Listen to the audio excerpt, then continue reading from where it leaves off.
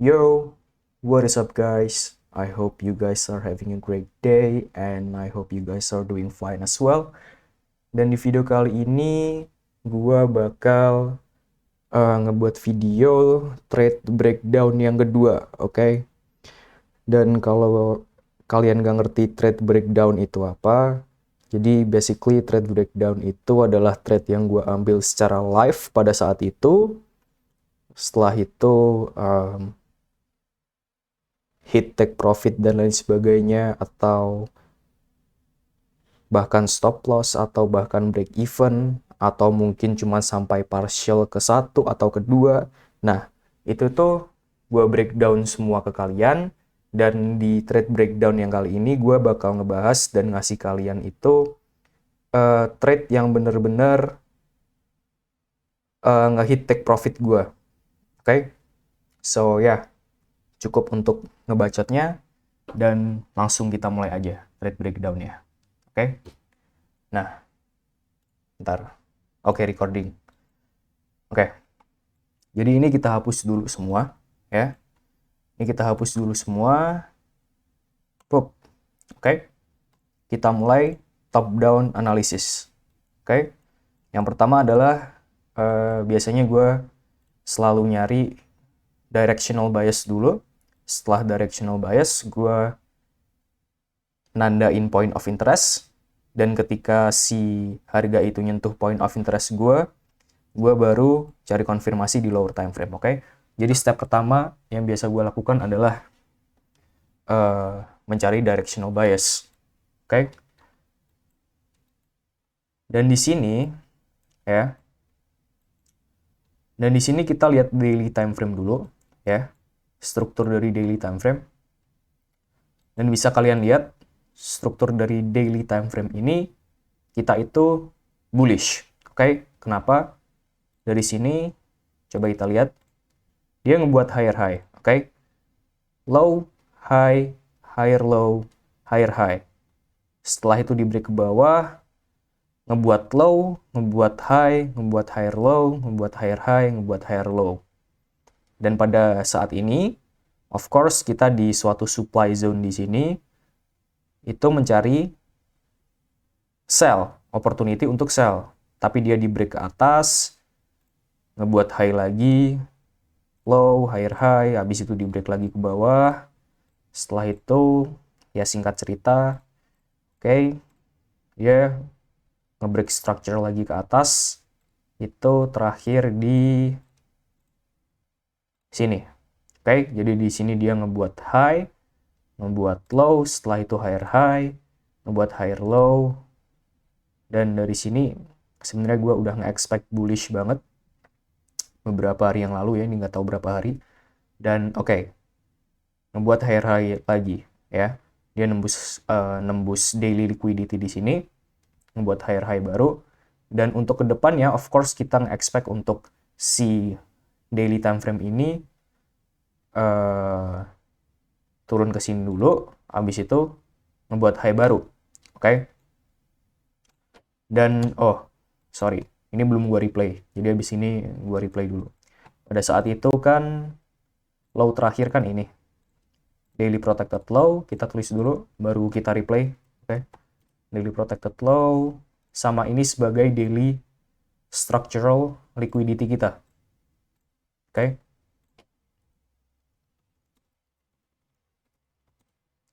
Kita tulis di atas. Oke, kita ke time frame 1 jam dulu, karena ini kan time frame-nya waktunya setelah gua nge-trade kan. Jadi oh shit, pada saat gua nge-trade tuh di sekitar sini, jadi daily structural liquidity ini belum ketembus, oke? Nah, di daily time frame, ya, harga udah nyentuh si demand zone di sini, ya. Kita tandain dulu. Sebenarnya nggak penting-penting amat, cuman untuk sekedar tahu aja bahwa si harga itu udah ngemitigasi demand zone yang gua tandain, dan kemungkinan besar si harga ini bakalan udah di lower time frame, yang lower time frame lebih low dari si daily time frame ini udah nge-switch bullish. Okay, which means maybe di 1 jam atau 4 jam atau bahkan 30 menit, 15 menit.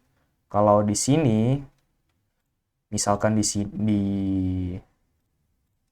pergerakan harga di sini let's say pergerakan harga 30 menit itu udah nge-switch bullish, gua udah expect untuk bullish trend ya, bullish structure terbentuk di let's say 30 menit gitu. Jadi gua udah siap untuk ngikutin tren ini karena satu juga udah ngemitigasi demand zone gua di demand zone atau point of interest gua di daily time frame.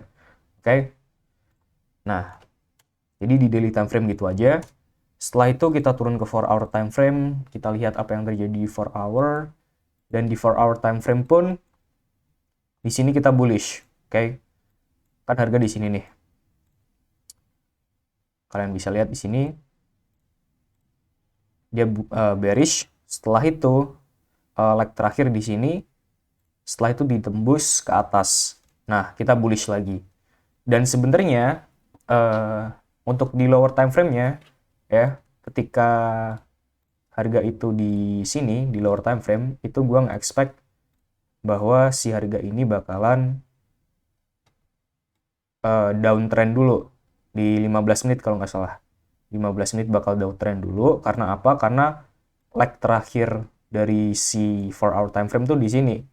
Oke, which means gue punya point of interest ini dan ada di bawah sini itu gue pikir bakal dimitigasi dulu gitu. Cuman itu bukan case-nya, so it's okay. Ya.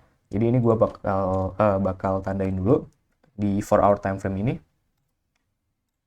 Structure-nya, protected low-nya di mana? Jadi protected low ada di sini dan si structural liquidity-nya ngikutin harga di sini. Ya, which means kalau harga kan ini lagi di atas ini. Di sini pun gua nggak nandain karena harga belum nge-retrace. Jadi kalau harga lanjut naik ke atas, let's say kayak gini terus, naik ke atas terus, ya gua bakal selalu mindahin si 4 hour time frame structural liquidity-nya, which means itu nggak guna buat gue karena bakal kerja 2 kali kan. Gue cuma cukup nginget-nginget aja. Oke. Nah, jadi untuk di 4 hour time frame gue punya si demand zone di sini. Dan ada lagi suatu demand zone di sini which sebenarnya nggak penting karena gue udah tahu juga ini nggak bakal ke-hit kan. Oke, so untuk 4 hour time frame gitu aja ekspektasinya.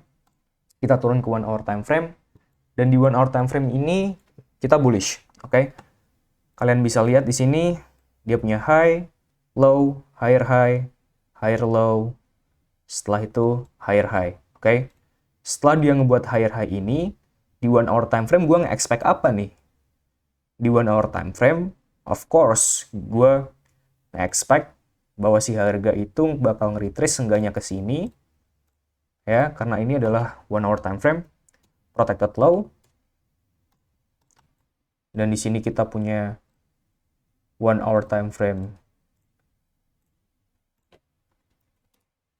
structural liquidity di atas. Setelah itu kalau kita turun ke 30 menit ya, kalau kita turun ke 30 menit kita punya demand zone ini yang belum mitigasi. Oke. Nah, kita tandain. Nah, oke. Dan untuk di 30 menit time frame sama aja, masih belum ada apa-apa. Yap, sama aja. Untuk di 1 hour time frame gitu aja, kita turun ke 15 minute time frame. Nah, di sini di 15 minute time frame ya, sebenarnya gue udah ngincer untuk buy di sini. Oke, protected low kita tulis 15 minute time frame protected low. Setelah itu di sini kita punya demand zone ya. Kita punya demand zone di mana di sini sebenarnya ketika harga di atas sini ya, gue itu nggak expect kalau harga nge-retrace ke sini gue bakalan cari konfirmasi untuk buy untuk lanjut ke atas. Tetapi gue rasa itu nggak terjadi. Oke, kita play dulu. What the fuck? Kepencet apa nih? Tidak. The fuck? Oke. Bentar. Fuck di mana ya? Oh, di sini. Nah, di sini. Sorry guys. Nah, di sini ya. Nah, di sini tuh gue nge-expect untuk buy di demand zone ini. Oke. Setelah itu kita lihat dulu di lower time frame ya. Setelah harga itu nyentuh si demand zone gue, ya. Setelah nyentuh demand zone, gue di time frame 1 menit itu nyari invalidasi struktur ke atas. Oke, karena di 15 minute time frame kita nge-expect untuk buy di suatu area di sini, which means kalau kita emang mau bullish, di lower time frame kita juga harus nyari invalidasi struktur ke atas. Oke, jadi let's say begini, invalidasi struktur ke atas. Oke. Nah, cuman di 1 minute time frame di demand zone gua ini nggak ada yang namanya invalidasi struktur. Oke, masih belum, dan pada akhirnya pun ketembus ke bawah kan. Tuh, ketembus ke bawah, which means di 15 minute time frame ini si demand zone sama 15 minute structure ini udah invalid. Dan pada saat ini gue mindahin 15 minute protected high dong. Protected structure. Dimana tadi sebenarnya protected low jadi protected high. Untuk si 15 minute time frame. Ya. Dan di 15 minute time frame ini gue punya supply zone. Ya, ini kita panjangin aja. Gue punya supply zone ini. Kenapa gue tandain supply zone ini? Ya. Kalian ingat tadi di awal gue sebenarnya nge-mention bahwa kalau harga itu sebenarnya gue pengen nge-sell. Ya. Gue pengen nge-sell karena apa? Karena si 4 hour structure itu masih di bawah sini. Oke. Jadi misalkan, nah ini yang gue lihat di lower time frame. Jadi 15 minute structure ini tuh nge-shift ke bawah. Which means sebenarnya kalau gue nge-sell di supply zone sini itu valid banget karena gue nge-expect untuk nge-sell juga. Nge-sell juga untuk apa? Untuk memitigasi demand zone yang ada di 4 hour time frame. Oke? Dan ketika si demand zone ini dimitigasi atau dites, gue di lower time frame-nya berdasarkan 4 hour time frame ya. Jadi 4 hour time frame demand zone nih. Di lower time frame entah 3 menit atau 5 menit, gue cari hal yang sama karena gue bullish, ya, gue cari invalidasi struktur. Setelah itu gue punya POI, atau point of interest baru, gue entry di situ, oke? Nah, gitu penjelasannya kenapa gue nandain ini, si 15 minute protected high, dan supply zone-nya, dan ekspektasi gue, oke? Nah, sekarang kan harga udah nyentuh si demand zone dari si 1 hour time frame ya. 1 hour protected low. Setelah itu kita punya demand zone berdasarkan 1 hour time frame structure. Oke. Nah, kalau gitu kita turun ke lower time frame. Di lower time frame kita cari invalidasi struktur ke atas karena kan sekarang bearish nih. Low, high, lower low, lower high, lower low, lower high, lower low. Kita cari invalidasi struktur ke atas, oke? Kita play, masih belum. Masih belum.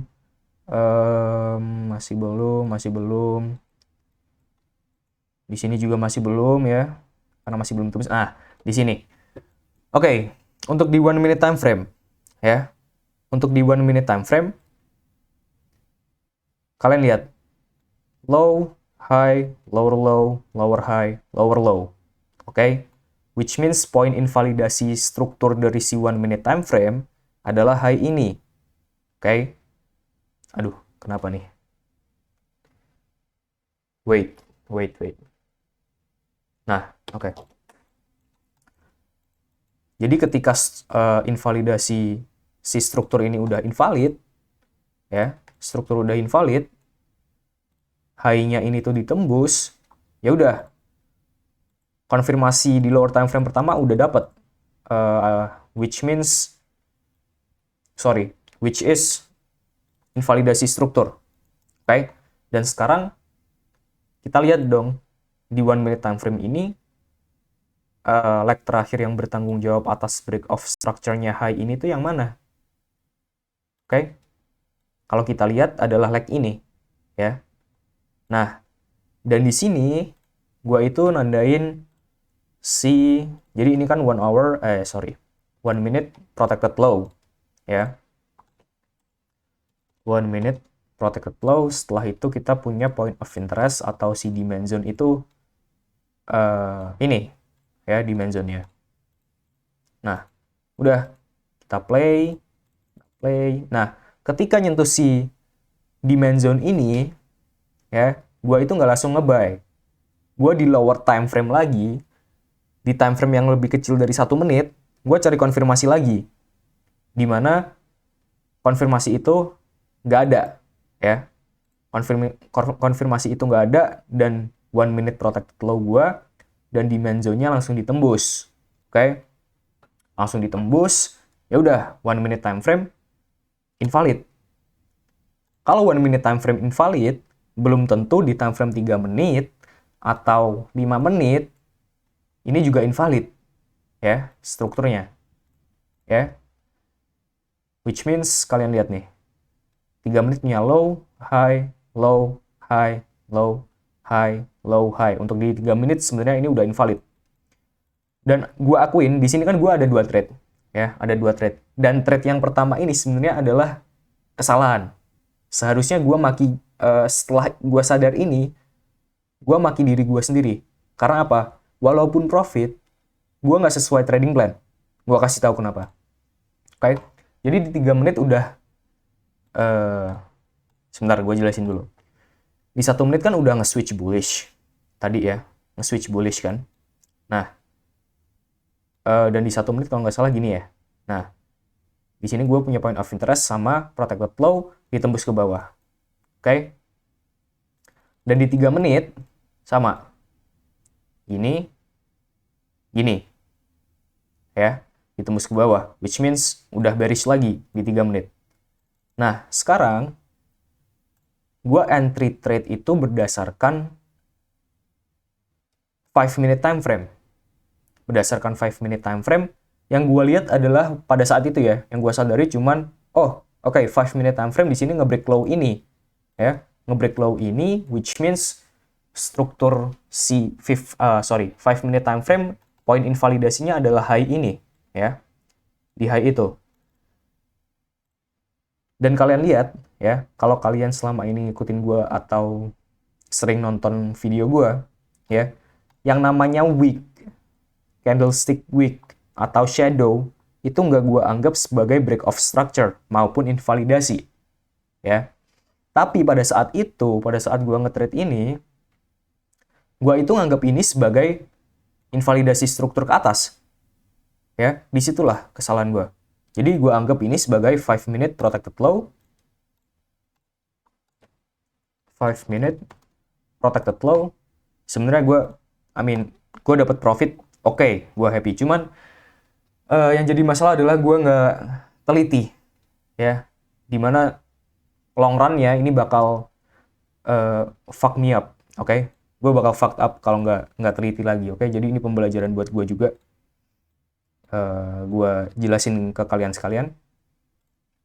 Nah, di sini yang gue lihat itu adalah 5 minute structure itu dari bearish udah invalid ke bullish, ya. Padahal sebenarnya untuk cara gue ngebaca struktur tuh salah gitu. Bukan salah, cuman preferensi gue itu nggak kayak gitu. Jadi ya untuk gue salah, tapi mungkin untuk orang lain juga nggak salah gitu. Nah, oke. Jadi gue punya demand zone. Tunggu. Sabar ya guys. Oke. Nah, jadi untuk si 5 minute structure-nya itu gue punya demand zone ini, kayak candlestick ini. Nah, ketika harga ketika harga nyentuh demand zone ini, gue turun ke 1 minute time frame untuk konfirmasi tambahan, ya. Dan untuk konfirmasi tambahannya adalah ketika harga ini, fuck,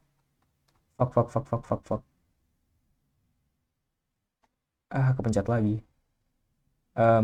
Misi om. Nah,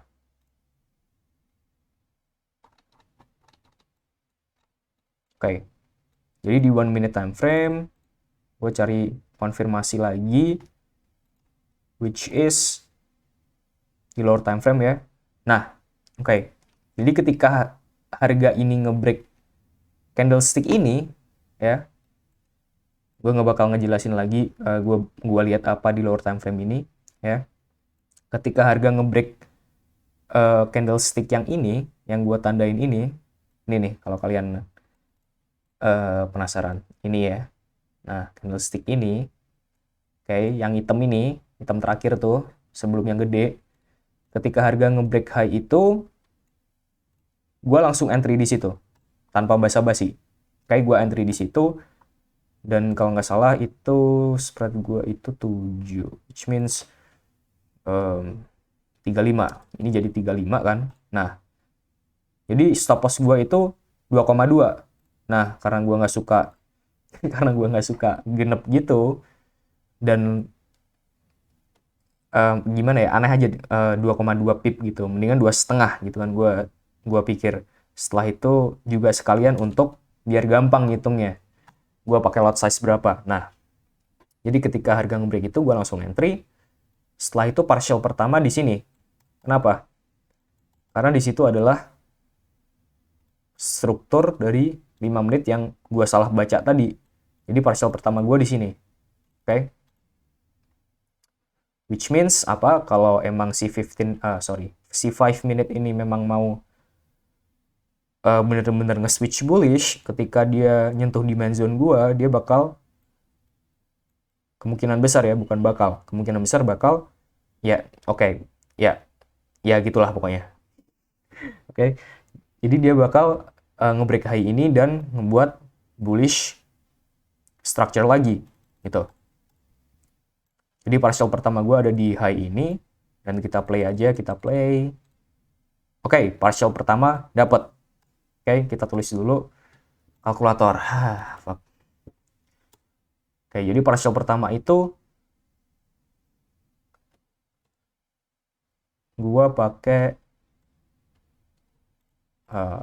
tulis dulu inilah. Tulis ini dulu. Ini kita tulis ya. Partial pertama.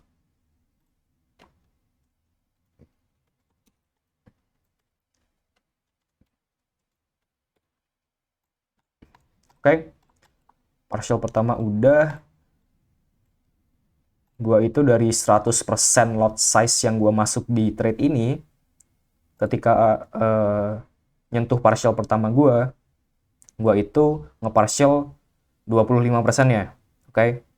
Jadi 1,72 risk to reward ini dikali 0,25. Which means di partial pertama ini gue dapat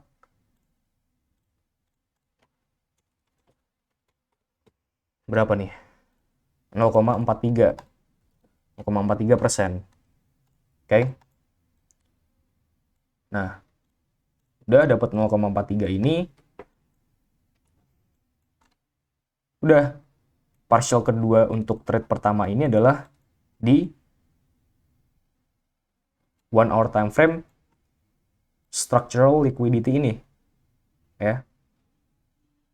Nah, di situ kalian bisa lihat, kalau kalian lupa ya, tuh kalian lihat di 15 minute protected high ini sekaligus juga menjadi 1 hour structural liquidity. Oke. Nah, kita balik lagi ke 5 minute time frame deh, biar agak cepat. Oke.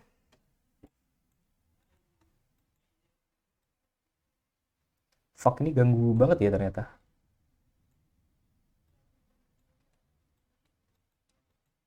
Nah, oke. Partial pertama untuk trade pertama udah. Setelah itu kita play lagi. Nah, kalian lihat di sini kita punya struktur baru lagi ya di 5 minute time frame ya, dimana kita juga punya demand zone baru. Jadi ini tuh kita taruh dulu.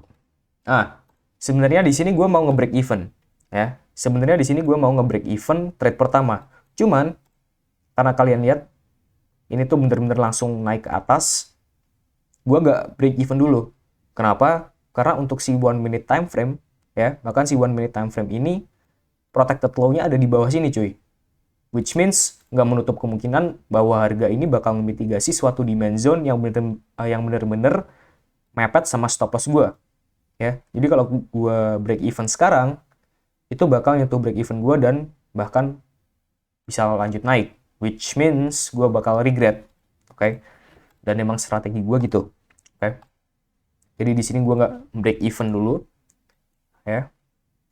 Kalau kalian nggak tahu break even itu apa, break even itu gue naruh stop loss gue ini, ya, naruh stop loss gue ini di titik atau di harga di mana gue entry, oke? Nah, jadi di sini gue nggak break even dulu untuk trade pertama ya, dan untuk trade kedua di sini di 5 minute time frame gue punya 5 minute protected low baru, ya. 5 minute protected low baru di mana? Di low itu, dan di sini gue juga punya demand zone baru untuk 5 minute time frame. Nah, di sini gue punya demand zone ini, di mana kalau harga itu nge-retrace kembali ke sini, retrace balik ke sini, gue di lower time frame juga nyari hal yang sama. Kita lihat dulu. Tuh, kalian bisa lihat, kalau gue break even, di situ juga gue ke stop, gue ke break even untuk trade pertama. Nah, untuk trade kedua adalah gue nyari hal yang sama. Nah, kalau nggak salah itu di... Ntar ini kita taruh situ dulu ya. Ntar. Lama. Oke. Nah, kita play. Nah, untuk di sini ketika harga ini, ketika gue lihat price actionnya ini ya, di live market, gue nge-expect bahwa kalau harga nge-break candlestick ini, ya, candlestick terakhir itu ke atas, gue bakal langsung entry. Oke. Nah, udah nge-break ke atas, gue langsung entry. Fuck, ini kita hapus dulu. Setelah itu, jangan lupa gue include yang namanya spread. Jadi ini sekitar segini, 7. Setelah itu, ininya gue genepin 2,5 pips lagi. Oke, dan untuk partialnya, untuk partial pertamanya adalah di sini. Oke, kenapa di high itu? Karena kita ngikutin 5 minute time frame structure. Dan sekaligus ya untuk in this case karena kebetulan si 1 minute time frame structure sama si 5 minute structure itu sama ya. Jadi ya memang di sini juga walaupun gua ngikutin 1 minute time frame structure. Tapi misalkan kalau nggak gitu, karena preferensi awal gua untuk masuk trade ini adalah 5 minute time frame, jadi gua juga harus ngikutin si 5 minute time frame structure untuk partial ya. Karena untuk 5 minute time frame kan bullish nih. Bullish. Of course, kalau memang si 5 minute structure ini bener-bener bullish, mau ngelanjutin bullish structure-nya, ya, dia itu kemungkinan besar bakal nembus high ini. Oke?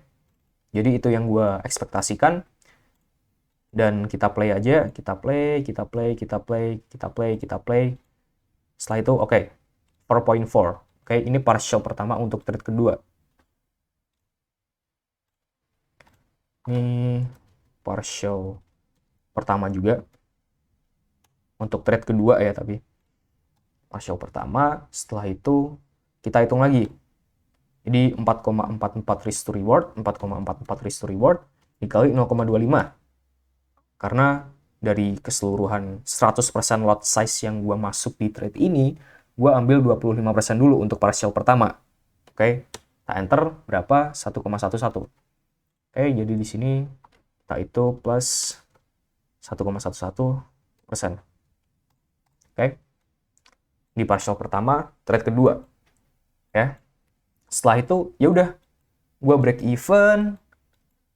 even di sini. Fuck.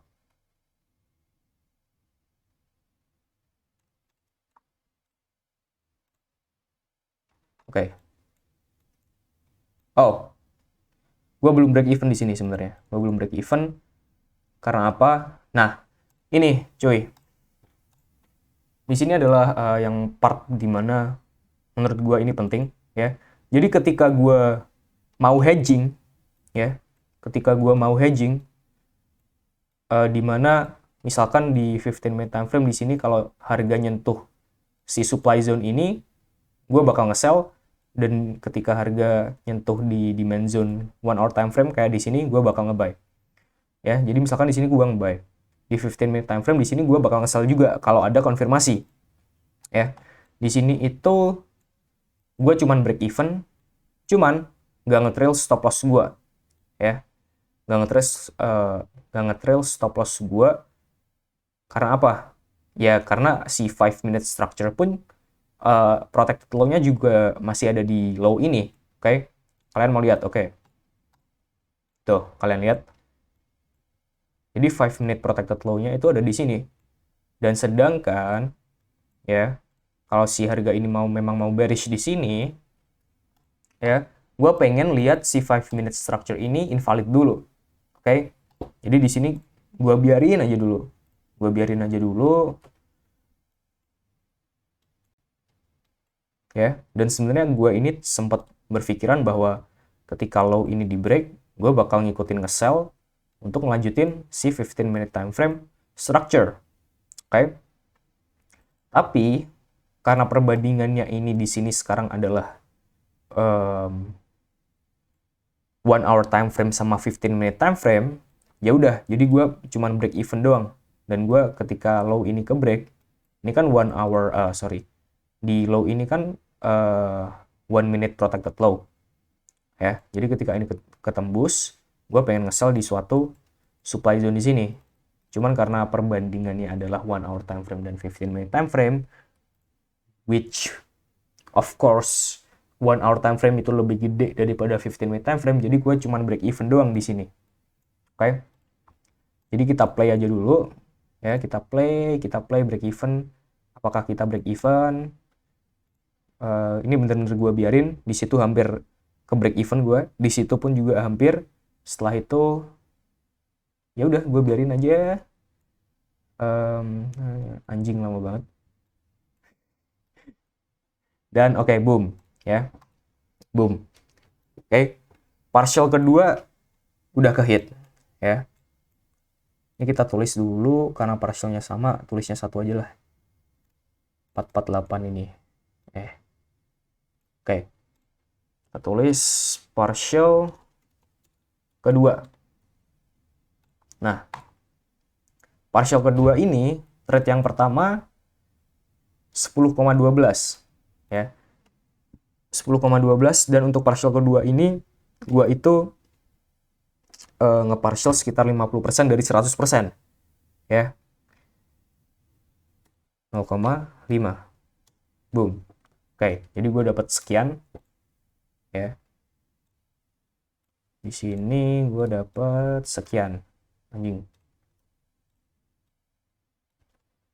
Oke, 5,06% untuk trade pertama, ya. Untuk trade keduanya gue dapat berapa ini? 9,56 dikali 50% dari keseluruhan lot pertama. Gue dapat sekitar segitu. Oke. Di sini kita ganti 4,78. 4,78. Oke, ini untuk trade yang kedua. Ya. Untuk trade yang kedua. Nah, setelah itu, ya udah, ini gue biarin aja break even. Gue biarin break even untuk targetnya itu si kalian ingat di daily time frame structure. Oke. Jadi daily time frame structure itu liquidity-nya ada di situ. Oke. Wait, satunya mana sih? Mana sih? Lah, thread satunya ngilang gue. 601 ya. Oh, udah 601 semua. Oke. Ya udah. Jadi di sini gue break even kan gue ambil kan pertama untuk partial pertama 25% dari 100% lot size yang gue masuk. 25%, setelah itu ngehit partial kedua, gue kurangi 50%, berarti kan sisa 25%. Ya, sisa 25% ini gue biarin. Dan target terakhir gue adalah si daily structural liquidity. Karena apa? Karena si daily structural liquidity ini, kalian harus ingat bahwa di setiap swing high atau swing low, itu pasti ada liquidity. Ya, dan karena gue pikir ini ketika harga nembus ini, ya, ketika harga nembus itu, si daily time frame protected low itu bakal pindah ke sini. Oke? Which means, kalau gue nge-expect kalau harga ini misalkan tembus high ini, ya, which is bener-bener tembus sih. Jadi ketika harga nembus ini, gue nge-expect-nya itu harga bakalan ngambil semua liquidity yang ada di atas ini. Setelah itu bisa aja nge-retrace ke daily demand zone dan structure daily time frame yang baru, ya. Dimana gue bakal, of course, break even gue ada di sekitar sini bakal ke hit, ya. Jadi itulah kenapa gue ngemitigasi sisanya 25%-nya di harga ini berdasarkan daily structural liquidity. Oke, kita lihat aja apakah ke hit. Dan kita tunggu.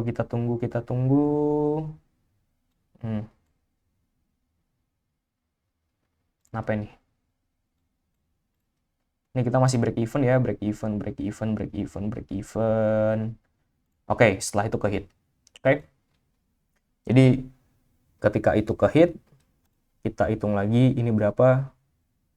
14,64 dikali 25%, 0,25. Itu 3,66%. Oke. Jadi ini kita ganti 3,66% untuk trade pertama. Setelah itu untuk trade keduanya ini berapa? 14,08. Ini 14,08 dikali 0,25. Oke. Adalah sekian. Ini trade kedua. Copy, paste. Dan ya, trade breakdown untuk USD CHF gitu aja. Setelah itu ya kita hitung aja. Ini untuk trade pertama ini ya, mana nih? Sini anjing. Nah, jadi ini untuk trade pertama ya. Setelah itu ini untuk trade kedua. Yang atas sendiri itu full mitigasi. Yang kedua adalah partial kedua. Setelah itu yang terakhir ini partial pertama. Dan kita jumlah berapa persen ya. Kita dapat berapa persen. Untuk trade pertama kita jumlah dulu 0,43 ditambah 5,06 ditambah 3,66. Oke, 9,15 ya. Jadi di sini 9,15% untuk trade pertama. Oke, kita garisin dulu deh. Plus gede. Nah, oke, kurang gede. Nah, untuk trade pertama itu, untuk yang trade kedua adalah 1,11 ditambah 4,78. Setelah itu ditambah 3,52. 9,41. Oke.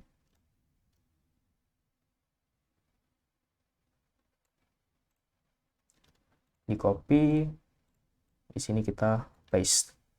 Oke. So jadi berdasarkan dua trade ini, trade pertama dan trade kedua, itu kalau kita jumlah totalnya adalah 9,41, which is trade kedua ditambah trade pertama 9,15. Jadi totalnya adalah 18,56. Oke. Persen.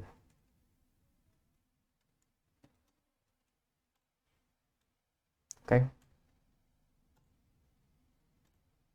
Nih. Ya. So jadi untuk trade breakdown di USD CHF kali ini gitu aja. Semoga bermanfaat untuk kalian. Gue di sini cuma sharing, kalian nggak harus ngikutin doang, ya, nggak harus ngikutin gue. Terserah kalian, gitu. So thank you very much for watching, and I will see you guys in the next video. Peace.